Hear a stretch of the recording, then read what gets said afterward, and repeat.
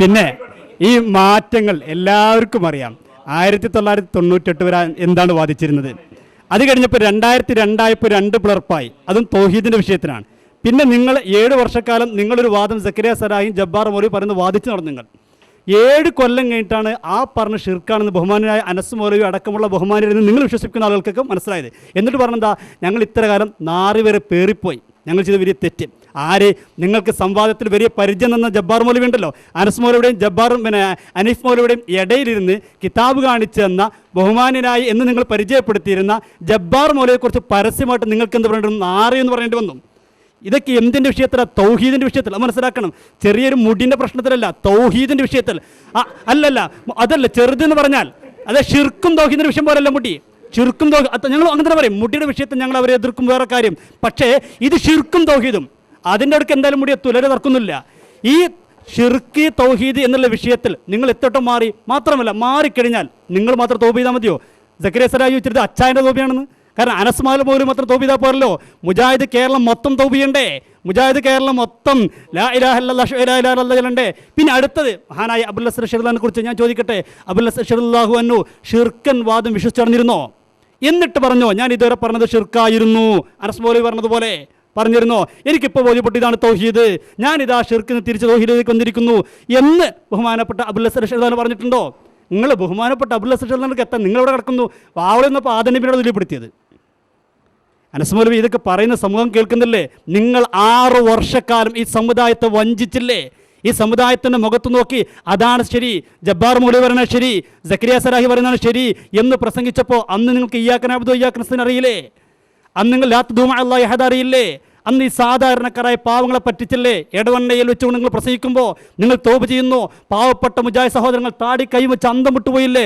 6 കൊല്ലക്കാരൻ. ഞാൻ ഒന്നുകൂടി ചോദിക്കുന്നു, ഈ 6 കൊല്ലത്തിനിടക്ക് മരണപ്പെട്ടു പോയ പാവം മുജാഹിദ് സുഹൃത്തുക്കളുടെ അവസ്ഥ എന്താ? അവർ ഷിർക്കിൻ്റെ അല്ലല്ല ഇതിപ്പോൾ അവസാനിക്കണം. അല്ല നിങ്ങൾ പറഞ്ഞു, നമ്മൾ പറഞ്ഞു, അല്ല അവർ പറഞ്ഞു, നമ്മൾ പറഞ്ഞു. ലാസ്റ്റ് നിങ്ങൾ തുടങ്ങി വെച്ചോ. അല്ല 2 മിനിറ്റ്.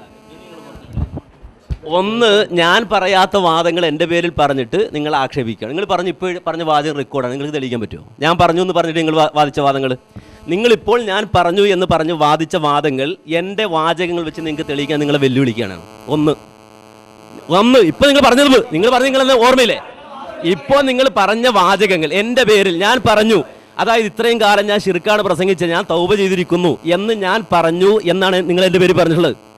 മനസ്സിലായോ? അത് നിങ്ങൾ എൻ്റെ ആ സംസാരം വെച്ച് തെളിയിക്കാൻ നിങ്ങൾ വ്യക്തിപരമായി വെല്ലുവിളിക്കുകയാണ്. 1. 2, നിങ്ങൾ പിന്നെ ചോദിച്ചില്ല 6 കൊല്ലം വഞ്ചിച്ചോന്ന്.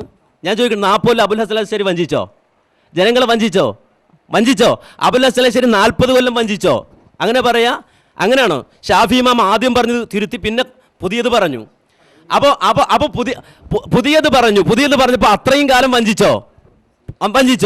അപ്പോൾ ഇത് പുതിയത് പറയുന്നില്ല, അന്നേ പറഞ്ഞതാണ്. ഇനി അവിടെ നിൽക്കുക. അമ്പലക്കടവ് ഇവിടെ പിന്നെ ഹസ്രജിയുടെ കയ്യിൽ മുടിയുണ്ട് എന്ന് പരസ്യമായി മുതലക്കുളത്ത് പ്രസംഗിച്ചോ? വഞ്ചിച്ചോ? പിന്നെന്തിനാ തിരുത്തിയത്? അപ്പോൾ ആദ്യം അന്വേഷിക്കാതെ പറഞ്ഞതാണോ? ഇനി കാന്തപുരത്തെ നിങ്ങൾ ചുമന്നു അല്ലേ? കാന്തപുരത്ത് ചുമന്നിട്ട് പിന്നെ നിങ്ങൾ മാറ്റി വെച്ചു അല്ലേ? അപ്പോൾ അന്നേരം നിങ്ങൾ വഞ്ചിച്ചോ?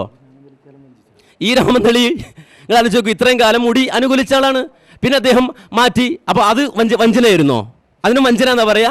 അപ്പോൾ ഇത്രയും കാലം രാമന്തളി വഞ്ചകനായിരുന്നു, ഇപ്പോൾ അദ്ദേഹം വഞ്ചനയല്ല, ഇപ്പോഴാണ് അദ്ദേഹം ഇപ്പോൾ ഇത്രയും കാലം വഞ്ചിക്കാൻ അദ്ദേഹം സമ്മതിച്ചു എന്നാ.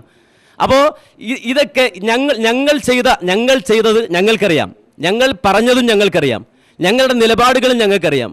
ഞങ്ങളെ സംബന്ധിച്ചിടത്തോളം ഞങ്ങൾ കേരളത്തിൻ്റെ മണ്ണിൽ കൃത്യമായി ആദർശം പറഞ്ഞുകൊണ്ട് തന്നെ നിലനിന്നവരാണ്. ആ ആദർശം ഇന്നും പറഞ്ഞുകൊണ്ടേയിരിക്കുന്നുണ്ട്. ഇനി ഞാൻ 1, 2, 3 എന്ന് വിശദീകരിച്ചല്ലോ. നിങ്ങൾ തിരുത്തിയത് നിങ്ങളുടെ മദ്രസ പാഠപുസ്തകം തിരുത്തിയില്ലേ? ഹാഹ് ലാദ്രി എന്നത് നിങ്ങൾ ആലോചിച്ച് നോക്കുക. മദ്രസ പാഠപുസ്തകത്തിൽ നിങ്ങൾ തിരുത്തിയിട്ടില്ല? വഞ്ചനയല്ലേ ഇത്? ഹാഹ് ലാദ്രി എന്ന ഖബറി കാഫറും മുനാഫിക്കും പറയല് ആഹ് എന്നായിരുന്നു, ഇപ്പൊ ഹാഹ് എന്നാണ്. അപ്പൊ നിങ്ങൾ മദ്രസ കുട്ടികളെ വഞ്ചിച്ചില്ലേ? തിരുത്തിയിട്ടില്ല? വെല്ലുവിളിക്കുന്നു, തിരുത്തിയിട്ടില്ല? നിങ്ങൾ തിരുത്തിയിട്ടില്ല? നിങ്ങളൊന്ന് പറയ്, നിങ്ങൾ മദ്രസ പാഠപുസ്തകം തിരുത്തിയിട്ടില്ലേ? അതാ പറയാ, വഞ്ചനയാണോ ചോദിച്ചത്? അപ്പോ ഞാൻ ചോദിക്കട്ടെ, നിങ്ങളുടെ പറഞ്ഞ കേൾക്ക് റിഫായി റാത്തീബിലെ ദിക്റ് ഖബറിൽ കാഫിർ മുനാഫിക്ക് ഉത്തരം പറയും നിങ്ങൾ എഴുതി വെച്ചിട്ടുണ്ട്.